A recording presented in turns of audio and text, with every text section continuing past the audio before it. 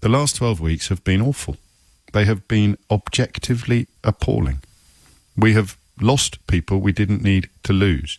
The international comparisons made this clear weeks ago, which is roughly when they stopped sharing them with you and insisting that you don't look over there, look over there.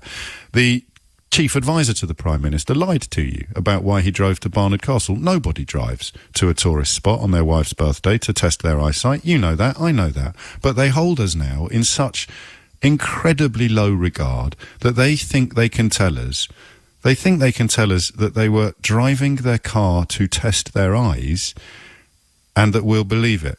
Actually, worse than that, they know that they can claim they were driving their car to test their eyes and still not get called out by many, many, many, many members of my profession. And this is the profession that essentially handles the passage of politics to the people. It's the vessel by which politics reaches the people, and it's a very, very distorting lens.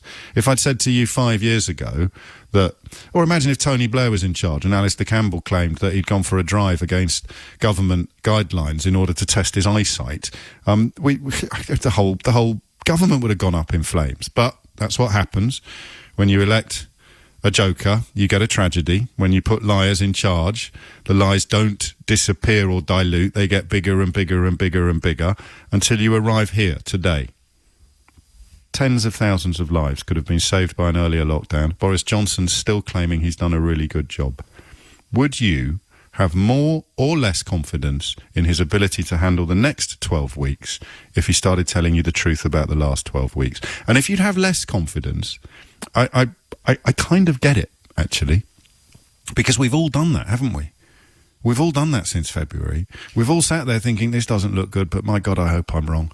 I can't think of anybody worse to be in charge, but hey, you know, maybe a leopard can change his spots. When he was Mayor of London, this was the one I did most internally. When he was Mayor of London, he surrounded himself with, you know, vaguely efficient people. I used to be told by right up to Deputy Mayor level that Boris never actually does anything. We do all the hard work, and that was quite comforting in the context of coronavirus, because you thought, well, hopefully he'll surround himself with effective, efficient people. And then you remember who the Home Secretary is, and the Foreign Secretary, and the Secretary of State for Education, and the Secretary of State for Defence, and the Secretary of State for International Trade. And we haven't even mentioned Michael Gove. So the idea that he would be surrounded by colleagues who would be able to camouflage his incompetence was clearly never going to float. Man, this is a sad day.